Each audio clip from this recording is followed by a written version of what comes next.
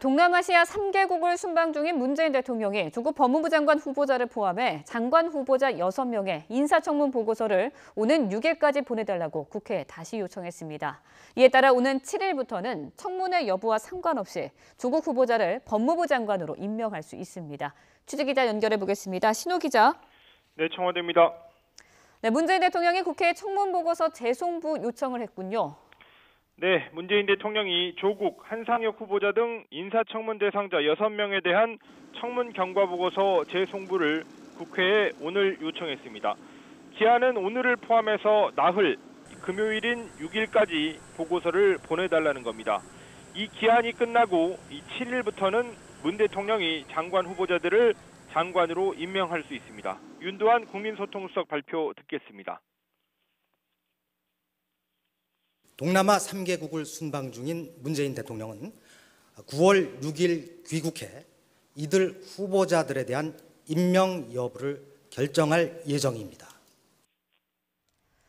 네, 재송부 시한이 청문회 개최 여부나 임명 시기와 맞물리기 때문에 그동안 초미의 관심이었는데요. 국회에 나흘을 준 배경 어떻게 해석을 할 수 있을까요? 네, 재송부 기한으로 나흘을 정한 것은 상당히 이례적인 경우입니다. 보통 사흘이나 닷새, 열흘 중에서 정했는데 이번에는 사흘보다 하루 많은 나흘입니다.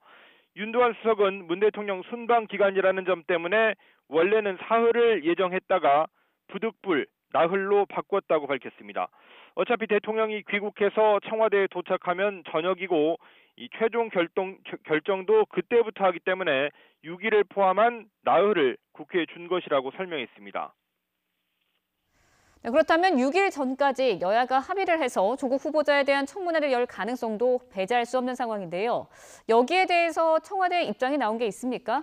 네, 특별히 입장을 밝히지는 않았습니다. 다만 이 물리적으로나 형식적으로 가능하다고는 본다고 했고, 그리고 여야가 협상할 일이라고 정리했습니다. 재송부 기한을 나흘로 정한 것이 이 닷새 전에는 이 통보해야 하는 증인 신청을 막기 위한 전략 아니냐 이런 질문도 나왔는데 전혀 아니라고 답했습니다. 어쨌든 여야 합의로 청문회를 열더라도 일정상 증인은 없는 청문회가 개최될 전망입니다. 네, 재송부 요청도 했고요. 이제 날짜만 지나면 조국 후보자 등의 장관 임명은 정해진 수순으로 보이는데요. 이르면 7일 임명이 가능한 거죠?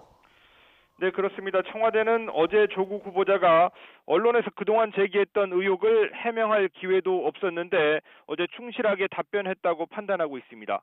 의혹을 해소하지 못한 부분이 없었고 후보자가 아는 범위 내에서 모두 답변한 것으로 안다면서 평가는 결국 국민이 하실 것으로 본다고 윤도한 수석은 밝혔습니다.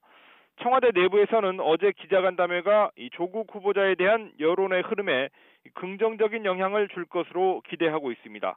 문 대통령이 조 후보자를 임명할 수 있는 시점은 오는 7일부터고요.